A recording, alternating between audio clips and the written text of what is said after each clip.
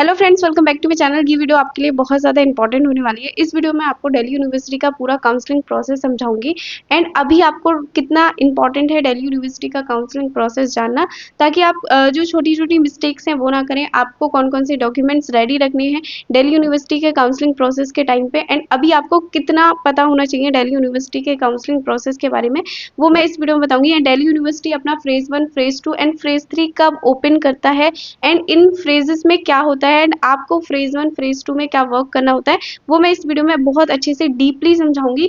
तो आपको अभी जितना फ्रेज 1 फ्रेज 2 के बारे में समझना चाहिए, ताकि आप एक डिसेंट स्कोर लाकर भी वो मिस्टेक्स ना करें जिसकी वजह से स्टूडेंट बहुत अच्छा स्कोर करते हैं बट उनको उनका ड्रीम कॉलेज नहीं मिल पाता। तो अगर हम दिल्ली यूनिवर्सिटी के काउंसलिंग प्रोसेस की बात करें तो दिल्ली यूनिवर्सिटी अपना काउंसलिंग प्रोसेस 3 स्टेप्स में कंप्लीट करता है।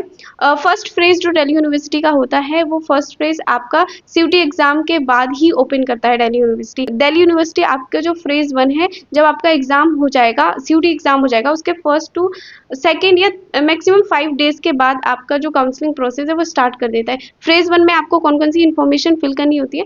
फेज 1 में आपको वो सारी ही पर्सनल इन्फॉर्मेशन फिल करनी होती है जो आपने एनटीए के फॉर्म में फिल की थी। कुछ इन्फॉर्मेशन जो होती है जैसे पेरेंट्स का नेम, मदर्स नेम, वो दिल्ली यूनिवर्सिटी आपके एनटीए के फॉर्म से ही उठा लेता है कुछ इन्फॉर्मेशन को। एंड आपको यहाँ पे जो फेज 1 में सबसे इंपॉर्टेंट डॉक्यूमेंट रेडी रखने होते हैं वो होते हैं क्लास 12 की मार्कशीट, जो आपकी तब तक आ जाती है क्लास 12 की मार्कशीट, एंड आपका फोटोग्राफ, एंड आपका सिग्नेचर, एंड आपका कैटेगरी सर्टिफिकेट। ये सारी ही इंफॉर्मेशन होती है जो आपको ये सारी ही डॉक्यूमेंट रेडी रखने होते हैं अपने फेज 1 के टाइम पे। एंड दिल्ली यूनिवर्सिटी अपना फेज 1 फिल करने के लिए आपको 10 to 15 डेज देता है।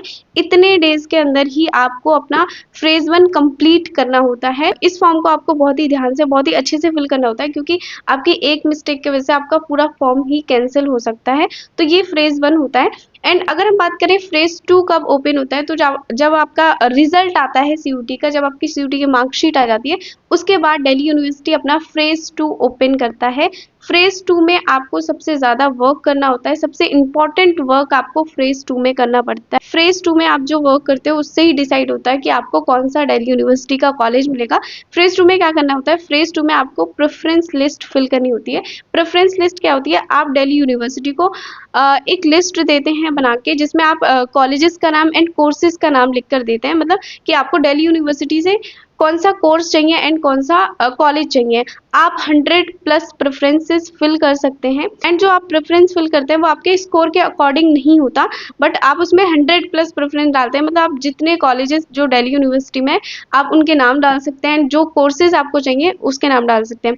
दिल्ली यूनिवर्सिटी आपकी प्रेफरेंस लिस्ट स्टार्टिंग से चेक करती है, 1 2 3 4 5 इस अकॉर्डिंग में चेक करती है। मतलब फर्स्ट में आपने फॉर एग्जाम्पल मिरांडा हाउस डाला, एंड उसके सामने जो कोर्स डाला, एंड सेकंड पे आपने हंसराज डाला, थर्ड पे आपने सेंट स्टीफन डाला, तो फर्स्ट से चेक करती है। बहुत ज़्यादा कोशिश करती है दिल्ली यूनिवर्सिटी कि आपको फर्स्ट प्रेफरेंस देने की कोशिश करे आपके मार्क्स के अकॉर्डिंग, सेकंड कोर्स देने की कोशिश करे आपके मार्क्स के अकॉर्डिंग। दिल्ली यूनिवर्सिटी जो आपको कॉलेज एंड कोर्स देती है उसमें बहुत सारी क्राइटेरियाज को देखती है, जैसे कि आपका जो सीयूटी स्कोर है वो देखती है, आपका जो कैटेगरी है, आप जनरल कैटेगरी से हैं, एससी एसटी ओबीसी कैटेगरी से, एंड जो सीट नंबर ऑफ सीट्स होती हैं दिल्ली यूनिवर्सिटी में उस कॉलेज में, जिसमें जो आपने प्रेफरेंस लिस्ट में डाला होता है वो भी काफ़ी ज़्यादा मैटर करता है। एंड इन सारे बेसिस पे दिल्ली यूनिवर्सिटी आपको सीट अलोकेट करती है।